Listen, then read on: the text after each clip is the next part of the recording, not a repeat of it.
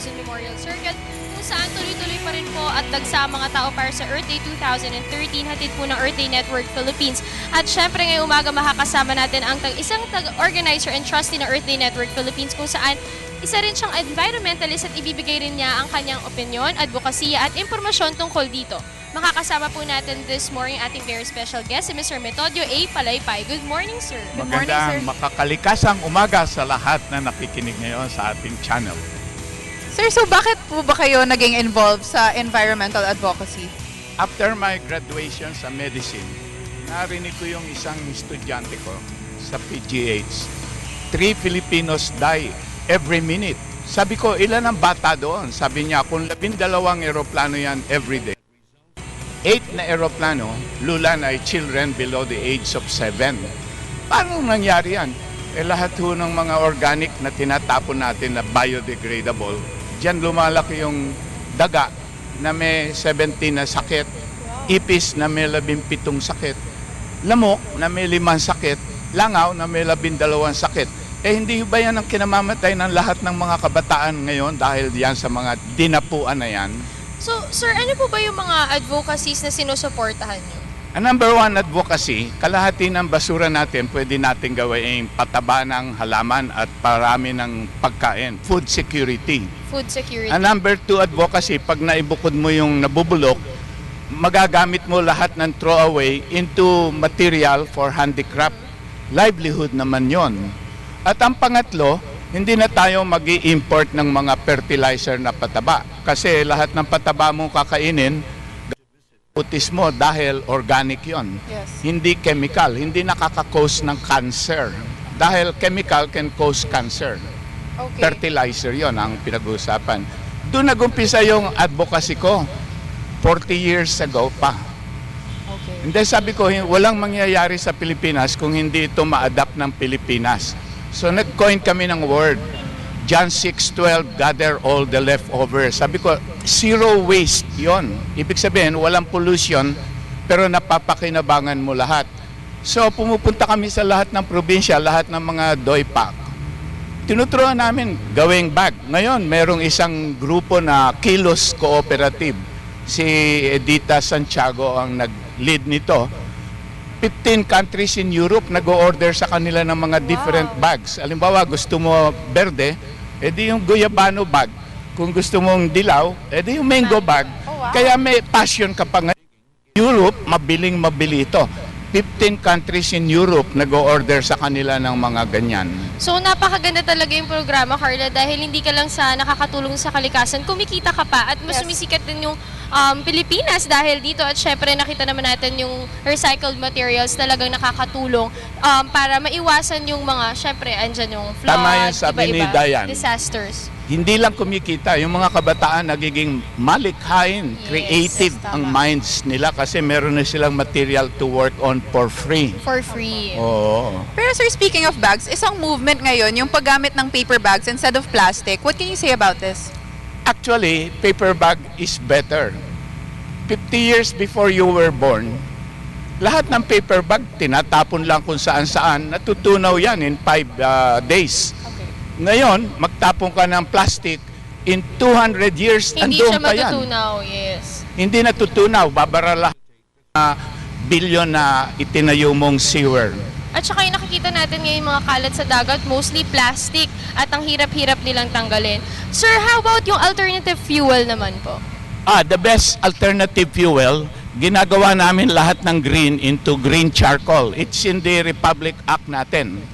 Ngayon, when we burn the green charcoal, we pour water and we produce hydrogen gas. Now, we have 2 vehicles running here inside the circle run by hydrogen gas. Anong advantage? No explosion. Second advantage, unlike LPG gas that can cause cancer, hindi ito nakaka-cause ng ailments and sakit. Ang pangatlo, cheaper sa driver at ang makina nag-i-improve. We call it hydrogen diesel gas.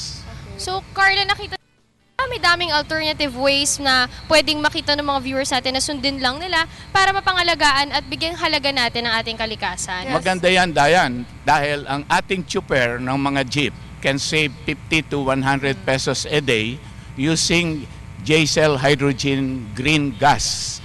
And at the same time, we save our environment from pollution. And darating na yung mga APEC delegates, we want them to sniff a very clean air. Yes. Yes, maganda po yan talaga. But aside from that, sir, ano po ba yung magagawa natin in our everyday Kanina life? lang, na talagang- tinawag ako ni Mayor Bautista, pinakilala yung City Health Officer, Doktora Innumerable. Sabi, you discuss how we can control H fever in Quezon City. Dahil sa statistics kahapon, sa newspaper lumabas, number 1 ng Quezon City, 452 cases in 3 months. Kahit na peak ng summer ngayon, H fever tayo. So it's year-round perennial problem. So sabi ko, yung ating inventor, merong Big R, Botanical Insect Regulator na pang-spray dyan. We can demonstrate it for buong Quezon City na any APEC delegate na pumasok dyan hindi magkaroon ng H fever, lalo na yung ating kabataan. So, this is a new discovery by our inventor. International discovery yan. Okay, that's very exciting Good news talaga. yan para sa ating lahat. At least, syempre, mapapangalagaan hindi lang ang kalikasan, syempre pati na rin ang ating health. Yes, tama. Sir, meron po ba kayong final message para sa ating mga viewers? Every day is Earth Day. Dati kasi, every April 22 lang natin sineselebrate ang Earth Day for the past 40 years. Now we make it a point. Every day will be an Earth Day. Why? Because all the 42,000 barangay have projects already related to what we had been discussing on converting all the throwaway recyclable into livelihood product. Meron kaming group that teaches this to all of them when we go to different provinces. In fact, nung araw, yung mga celebrities, sila Jim Paredes, every Friday night, merong nakatoka sa kanilang mag-serve and we give the training for 2 hours. Ang problem nga nila, nung alam na ng mga eskwela na magaling silang mag-speak out, sila ang iniimbita, hindi na yung mga ordinary people. And then, overwhelm sila. Sabi, mahirap pala itong marunong sa kalikasan. Kami ang pinipiling magsalita, hindi na ibang grupo ng civic organization. Iyan din ang mangyayari sa samahan ninyo, Dayan.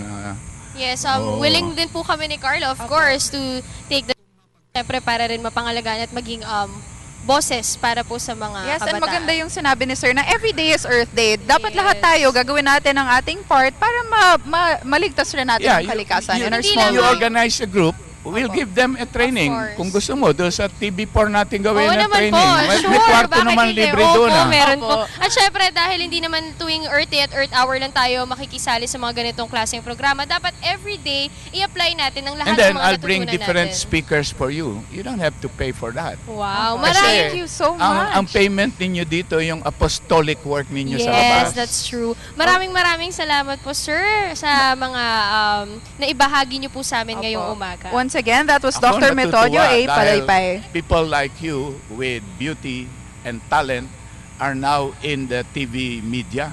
Sana wag na kayong alisin. Maraming salamat po. Sana Thank rin you Sana po. kayo nga yung maging executive. An example na naging executive. The ABS-CBN lady, Sige po. si Concio. Wow. Thank you po, sir. Thank you so much, sir.